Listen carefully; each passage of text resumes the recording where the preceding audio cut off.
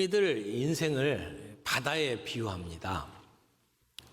한없이 잠자나가다가도 갑자기 풍랑이 몰아치면 목숨을 잃을 수 있는 험난한 곳이 바다입니다. 그래서 옛 어른들은 우리의 인생을 가리켜서 고해라고 이야기를 했습니다. 고통의 바다. 그만큼 끊임없이 불어오는 풍랑과 파도, 그것이 시도 때도 없이 우리들에게 밀어닥치기 때문에 고통스러운 일을 경험하는 그것을 우리의 인생으로 비유하지 않았을까 싶습니다. 갈릴리 그러면 호수라고도 하고 바다라고도 합니다. 굉장히 넓다라고 생각을 했고, 또 히브리어에는 바다라는 단어가 없고 큰 물이라고 하는 단어를 사용하고 있기 때문에 자연스럽게 그냥 바다라고 불렀던 것 같습니다. 그러나 호수입니다. 민물 호수. 이 갈릴리 호수는 언제 어디서 폭풍이 불어닥칠지 예측할 수 없는 이상한 호수입니다. 그래서 우리의 인생을 이 갈릴리 호수에 비유할 수 있을 것 같습니다. 사람들은 인생을 살면서 늘 불안해합니다. 공포를 안고 있습니다. 잔잔한 바닷물 위로 아무 어려움이 없이 사는 것 같다가도 선원들의 마음속에는 언제 폭풍이 몰아닥칠까 걱정을 하는 것 같은 그러한 것이 오늘 우리의 인생입니다. 어떤 분들은 지금 잔잔한 미풍 속에 물 위로 달리는 분들도 있겠지만, 어떤 분들은 광풍 속에서 정말 힘든 가운데 허우적거리며 살아가고 있는 분들도 있을 것입니다. 분명한 것은 하나님께서 우리를 사랑하신다고 말씀을 하셨는데, 그래서 그 믿음을 가지고 살아가는데 우리에게도 종종 이런 폭풍들이 닥쳐온다는 것입니다.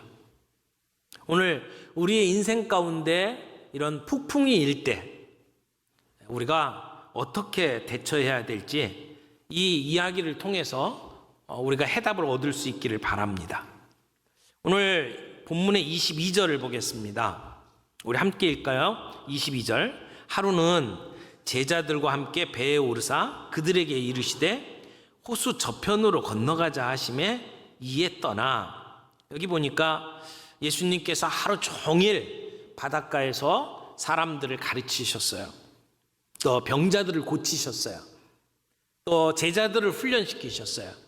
고된 하루의 일을 마치고 예수님께서는 제자들에게 저 호수 건너편으로 가자라고 말씀을 하셨습니다.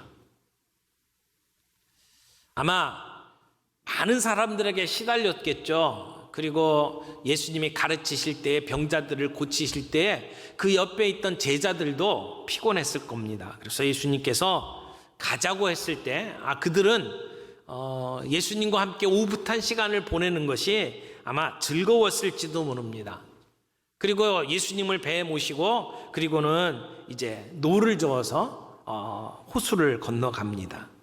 그런데 23절에 보니까 행선할 때에 예수께서 잠이 드셨더니 예수님 피곤한 하루의 삶 속에 아마 시도 때도 없이 단잠을 주무시는 그러한 모습을 봅니다. 그런데 이 제자들의 일행이 호수 한가운데 들어섰을 때 갑자기 광풍이 일어났습니다. 우리가 이 갈릴리 호수 그 지형을 조금 살펴보면 어떻게 해서 이런 광풍이 일어나는지를 조금 이해를 할 수가 있습니다. 여러분이 이스라엘 지도를 마음속에 이렇게 그려보시면 이 갈릴리 호수가 있고 그 다음에 요단강이 있고 그 밑에 사해바다가 있죠. 근데 이 갈릴리 호수 북쪽으로 올라가게 되면 그 북쪽에 헤르몬산 또는 헐몬산이라고 하는 높은 산이 있습니다. 예전에는 그게 이스라엘 땅이 아니었는데 6.1 전쟁 이후에 그 땅이 이스라엘 땅이 되어버렸어요. 지금은 긴장감이 감도는 그러한 이 국경 지역입니다. 그곳에 이렇게 가면 높은 산에 이렇게 눈이 쌓여 있는 모습을 보게 될 겁니다. 산이 굉장히 높습니다. 백두산보다 조금 높습니다. 그러니까 2814m. 근데 높은 산에서 이제 그 물이 발원이 돼서 그게 요단강이 되고 갈릴리로 내려옵니다. 근데 갈릴리는 해수면보다 조금 낮습니다. 그러니까 밑으로 쭉 들어가죠. 그리고 그쪽 지역은 따뜻한 공기가 형성이 돼 있고, 그리고 북쪽 지역의 그 차가운 바람이 이제 이렇게 갈릴리 호수 쪽으로 내려옵니다. 그리고 갈릴리 호수 양쪽으로는 이게 이렇게 높은 그 산과 같이 이렇게 구름이 돼 있어가지고, 그래서 갈릴리 바다 호수 밑으로 이렇게 내려오는 게 마치 그 연통 효과처럼 이렇게 찬 기운이 쭉 내려오도록 돼 있습니다. 그래서 북쪽의 찬 기류와 그 갈릴리 호수 근처에 따뜻한 기온이 이렇게 바람이 함께 만나게 되면 그곳에서 갑자기 이 광풍이 일어납니다. 근데 이게 무슨 일기예보를 통해서 알 수 있는 게 아니고요. 이게 대책 없이 갑자기 일어나는 광풍이라고 합니다. 예수님과 제자들이 이 호수 가운데로 들어갔을 때에 그런 폭풍이 이제 몰아친 거죠. 반짝거리던 별들이 갑자기 보이지 않게 되고, 그리고는 천둥 번개가 치고 엄청난 바람이 몰아붙이는 겁니다. 그래서 본문에도 이렇게 표현이 되었어요. 광풍이 호수로 내리친다라고 하는 말이 나와 있는데, 이것은 주먹을 가지고 머리를 사정없이 두들겨 이렇게 때리는 것 같은 그런 표현이에요. 그러니까 무서운 광풍이 몰아쳐서 뱃전을 두드리는 그러한 모습을 표현을 했습니다. 광풍이 호수로 내리침에. 이 정도 되면 갈릴리 호수에서 잔뼈가 굵었던 어부들을, 바로 제자들 가운데 그런 어부들이 있었잖아요. 근데 그들이 웬만한 바람에는 눈 하나 깜짝하지 않던 그들이 이제 이 폭풍이 얼마나 심했던지 결국 두 손을 놓습니다. 자기들의 경험, 기술, 자기들이 가지고 있는 어떤 방법을 가지고는 도무지 할 수가 없으니까 예수님을 깨우는 겁니다. 그런데 우리 예수님은 그때 뭐 하고 계셨습니까? 주무시고 계셨어요. 아마 하루 종일 사람들을 만나고 병자를 치유하시고 기운이 다 빠져서 그래서 단잠을 자고 계셨습니다. 이 장면은 언뜻 보면 이해가 안 가는 장면일 것이에요. 왜냐하면 이 배에 예수님이 계십니다. 예수님이 제자들에게 저편으로 건너가자 그래서 제자들과 함께 배를 타고 가고 있잖아요. 우리 예수님과 함께 가는 이 길, 이게 폭풍이 일다가도 예수님과 함께 가면 잔잔해져야 되는 것 아닌가? 그런 생각이 듭니다. 우리 모두는 우리 인생에 순풍에 돛단 것 같은 그런 인생을 추구합니다. 누구도 우리 인생에 이런 폭풍이 부는 것을 원하지 않습니다. 전혀 예기치 못했던 우리 인생의 폭풍, 때로는 갑자기 사업이 망하게 되고, 때로는 우리의 몸에 질병이 생기고, 때로는 사람들과의 관계가 깨어지고, 이런 폭풍이 우리들에게 몰아칩니다. 이걸 원하는 사람 아무도 없습니다. 때로는 내가 사랑했던 가까운 우리의 가족이 우리 곁을 떠나기도 합니다. 광풍입니다. 우리는 이것을 예측할 수가 없습니다. 그리고 이런 어려움들이 우리에게 닥치면 마치 예수님이 고물에 베개를 베고 주무시는 것처럼 우리의 인생에 하나님은 관심이 없다고 생각이 들 때가 있습니다. 이런 광풍으로 인해서 내가 가지고 있던 모든 계획이 다 물거품이 된다고 생각할 것입니다. 그렇다고 우리가 기도를 안 하는 게 아닙니다. 근데 우리가 아무리 부르짖어도 마치 이 상황 가운데 하나님이 아무런 관심이 없는 것처럼 느껴질 때가 있습니다.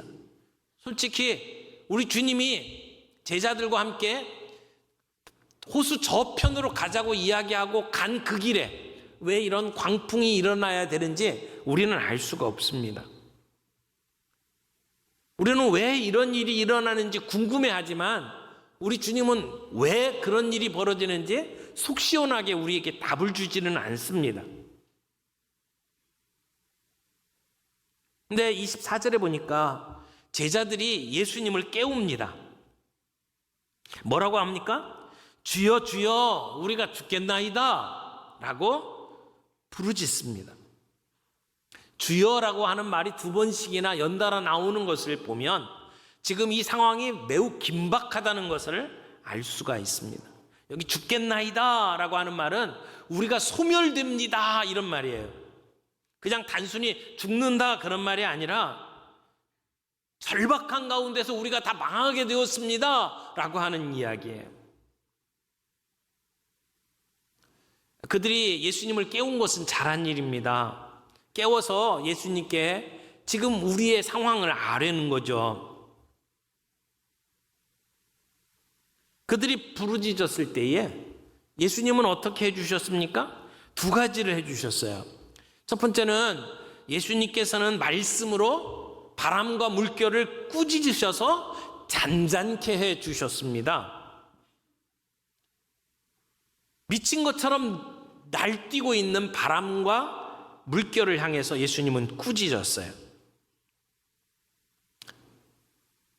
권세를 가지고 있는 사람이 자기 밑에 있는 사람을 향해서 꾸짖는 것 같은 그러한 표현입니다. 잠잠하라, 고요하라. 예수님께서 그렇게 말씀하셨죠.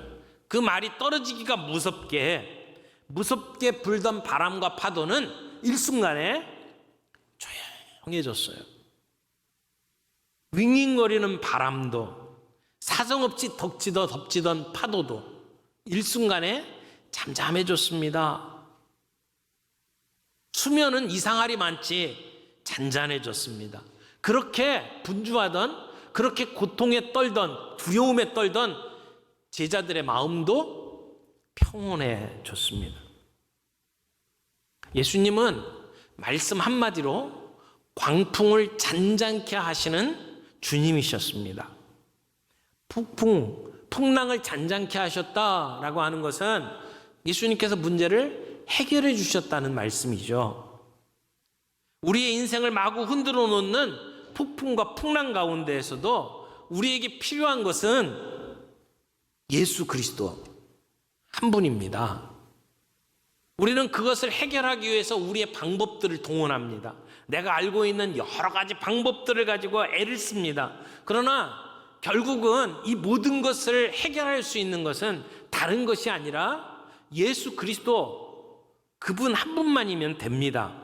주님의 능력이면 이 모든 문제 해결할 수 있는 겁니다. 불행하게도 많은 사람들이 우리에게 일어나는 일들에 대해서 해명을 요구합니다. 왜 우리에게는 이런 일이 일어났는지. 그러나 오늘 우리에게 필요한 것은 내가 예수 그리스도를 모시고 사느냐 아니냐의 문제입니다. 내가 그 예수 그리스도를 아느냐 모르냐의 문제입니다.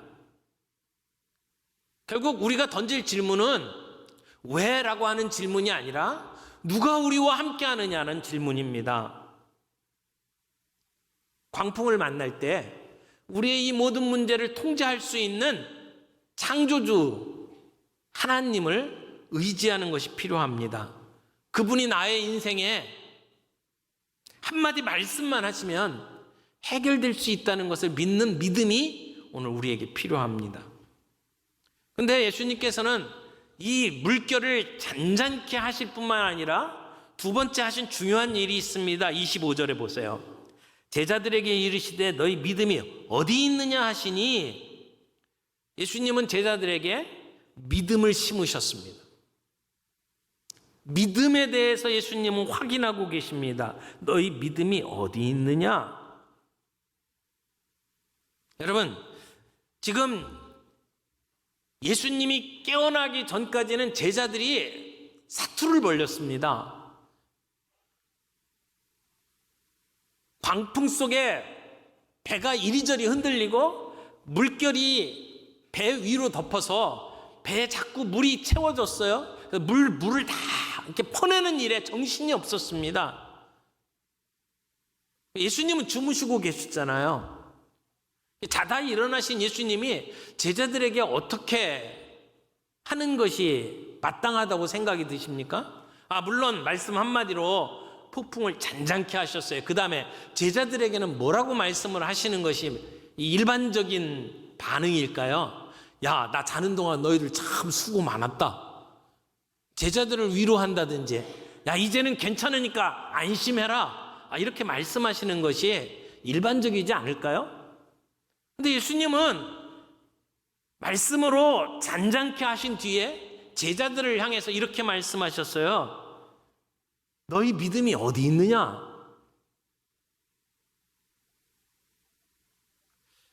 이것을 보면 지금 이 사건의 핵심은 믿음이에요. 이 이야기를 통해서 우리가 분명하게 붙잡아야 될 중요한 진리는 믿음이라는 것을 알 수가 있습니다. 누가는 이 이야기들 속에서 초자연적인 능력을 갖고 있는 그 예수님의 그 모습을 보면서 그분에게 우리가 온전히 의지하고 있느냐, 그분에게 내 인생을 맡기고 있느냐, 이 믿음에 대해서 다시 한번 확인할 수 있도록 이 이야기를 들려주고 있습니다. 폭풍까지도 잔잔하게 만들 수 있는 그 능력의 예수님, 그 예수님을 정말 너희는 믿느냐라고 하는 것입니다. 너희들의 믿음이 어디 있느냐라고 하는 이 예수님의 말씀은 이 광풍이 너희들을 해칠 수 없다. 내가 너희와 함께하고 있는 한 너희는 무서워할 필요가 없다라고 하는 것을 예수님은 확인시켜주고 있는 겁니다. 어떻게 보면 예수님과 함께 가는 길은 모든 것이 제자 훈련입니다. 예수님이 제자들을 데리고 갔던 모든 여행의 길은 사실은 제자들을 훈련시키는 과정입니다. 그러니까 제자들과 함께 지금 바다를 건너가면서, 호수를 건너가면서 이 광풍을 만났잖아요. 지금 이 훈련은 어떻게 보면 예수님이 제자들과 함께 이 바다 위에서 유격 훈련을 하는 것과 같습니다. 이걸 광풍 훈련이라고 이름을 붙이면 어떨까요? 예수님은 이 광풍 훈련을 통해서 제자들에게 뭔가 경험하게 만들고 이해하게 만들고 그리고 확인하도록 만드시는 겁니다. 무엇을? 오늘 이 이야기를 통해서 어떤 메시지가 있는지를 우리는 좀 잘 살펴볼 필요가 있어요. 이 이야기는 내가 예수를 믿으면 이 바다에서 절대 빠져 죽는 일 없다라고 하는 것을 이야기하는 게 아닙니다. 예수를 잘 믿어도 바람이 붑니다. 예수를 잘 믿어도 파손을 당할 수 있습니다. 바울과 같은 위대한 사도도 복음을 들고 로마로 가는 길에 풍랑을 만났습니다. 3주야 동안 풍랑 속에서 사경을 헤맨 일도 있습니다. 그때는 예수님께서 그 바다를 잠잠케 해주신 일이 없습니다. 여러분, 이 이야기의 핵심이 무엇입니까? 오늘 하나님의 자녀 예수 그리스도를 따라가고 있는 제자라고 한다면 우리의 삶의 어떤 환경에서든지 정말 중요한 것이 한 가지가 있는데 그것이 믿음이다라고 하는 사실을 우리에게 가르쳐 줍니다. 믿음을 잃고 믿음이 상실되어 상태로 비명을 지르고 두려워서 허둥지둥 되는 모습을 보여서는 안 된다는 것을 주님이 우리에게 말씀하는 겁니다. 우리는 예수님에 대해서 고백합니다. 우리 가운데 많은 분들이 세례를 받고 예수 그리스도는 나의 구주요 나의 주님이라고 고백했습니다. 주님이 내 인생의 주인이라고 우리가 고백했어요. 우리는 그렇게 신앙 고백했고 오늘도 그렇게 신앙생활 합니다. 그런데 그것이 우리의 머리로 끝나는 경우들이 너무 많다는 겁니다. 지금 예수님을 따라다니는 제자들도 예수님이 누구신지에 대한 고백을 하는 사람들이었습니다. 선생님이라고 그리고 주님이라고 하면서 따라다녔습니다. 그런데 정작 광풍이 일고 배에 물이 차기 시작을 하자 그들의 믿음이 사라져버렸다는 겁니다. 평온할 때에는 예수를 잘 믿는 것 같아요.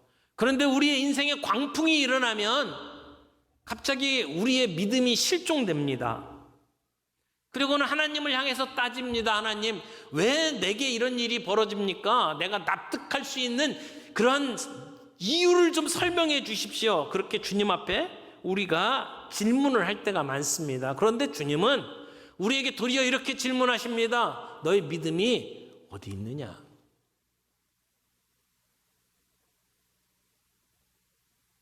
우리는 인생을 살면서 때로 힘들고 지쳐 쓰러질 때가 있습니다. 슬픔 속에서 주님의 위로가 필요할 때가 있습니다. 그런데 주님은 그때 우리에게 이렇게 질문하십니다. 너희 믿음이 어디 있느냐? 우리의 나약한 믿음 가지고 주님 앞에 간구하면 주님이 우리의 풍랑을 잔잔케 해주실 때가 있습니다. 우리의 문제를 해결해 주실 때가 있습니다. 그때도 주님은 우리에게 물어봅니다. 내 믿음이 어디 있느냐?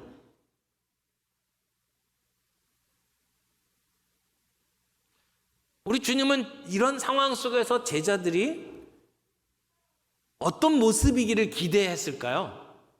예수님을 향해서 메시아라고 부르고 주님이라고 부르고 선생님이라고 부르던 그 제자들이 이런 상황 속에서 어떤 모습을 보여주기를 기대하셨을까요?